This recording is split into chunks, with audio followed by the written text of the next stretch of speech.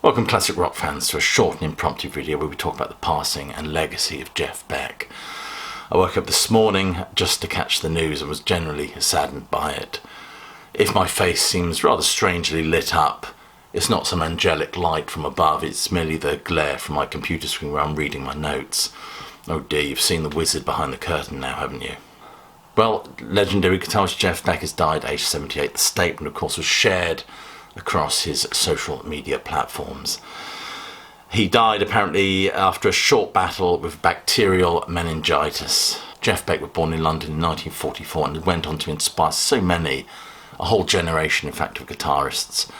If you watch my interview with Uriah Heep's Mick Box, he says that his album Truth was one of the biggest inspirations for him. In fact, I was playing that album only a couple of days ago. Jeff Beck himself was inspired to play the guitar after hearing How High the Moon by Les Paul on the radio.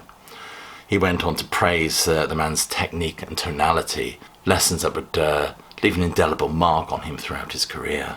Jeff Beck rose to prominence after replacing the seemingly irreplaceable Eric Clapton, God himself. In the words of classic rock, he is regarded as one of the most innovative and influential guitarists of all time, incorporating elements of blues and jazz into his playing and developing a characteristic hard-edged style.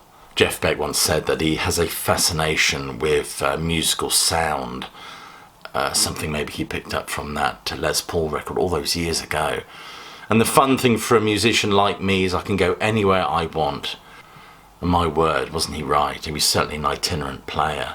He contributed to so many wonderful, wonderful records, playing on tracks, collaborating with Stevie Wonder, Rod Stewart, Mick Jagger, Kate Bush, ZZ Top, Joe Cocker, and of course Roger Waters. I mean, some of his guitar phrasing on Amused to Death is just absolutely sublime. And of course, that's just a handful of some of the albums and works that he embellished with his own style. He famously said that I'm not a joiner.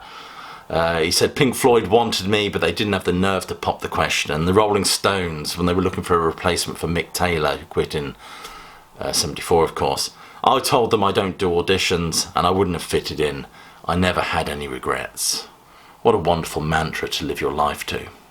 Well, although this is a short video and it doesn't do justice to the remarkable contribution this man has made to music, but we are getting to a point where almost daily we're having to say goodbye to another legend.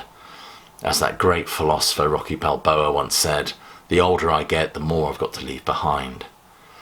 Although it's undeniably sad when somebody like of Jeff Beck's caliber passes away, I think it touches upon a more tragic narrative, and that is, oh my God, who's going to replace him?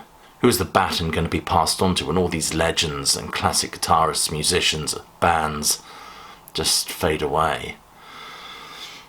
This era of classic rock is dying away, sadly. Almost as if another star has been eclipsed in that classic rock firmament. And subsequently our own lives have come a little bit darker for it. Anyway, you've been watching a short video by Classic Album Review at this silly time in the morning. I hope you're all well, staying safe, but more importantly that you keep listening.